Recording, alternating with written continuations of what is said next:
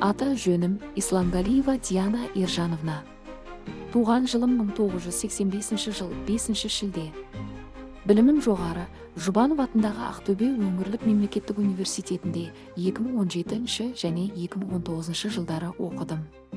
Еңбек өтілім 7 жыл. Санатым педагог, модератор.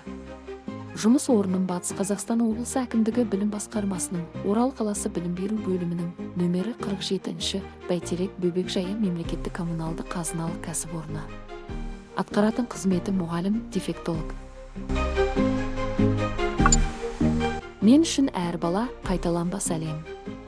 Дефектолог ретінде менің миссиям сол әлемнің есігін жайлап қағып, қабілет пен сенімді ояту. Әр дыбыстан үміт, әр қимылдан қуаныш көріп, баланың мүмкіндігіне емес, болашағына сенем.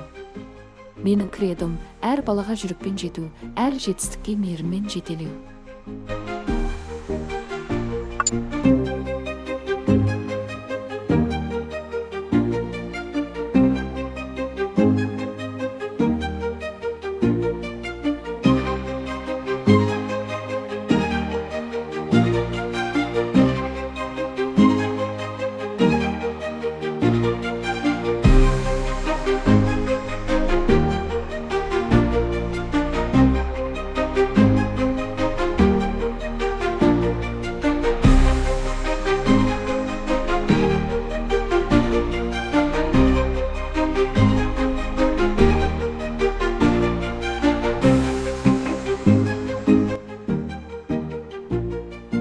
Ерекше баланың қоғамға бейімделуіне көмектесу, мүмкіндігінше қабілетін дамыту, оқуға, араласуға, саяхаттауға мүмкіндік беру менің басты қызығушылығым.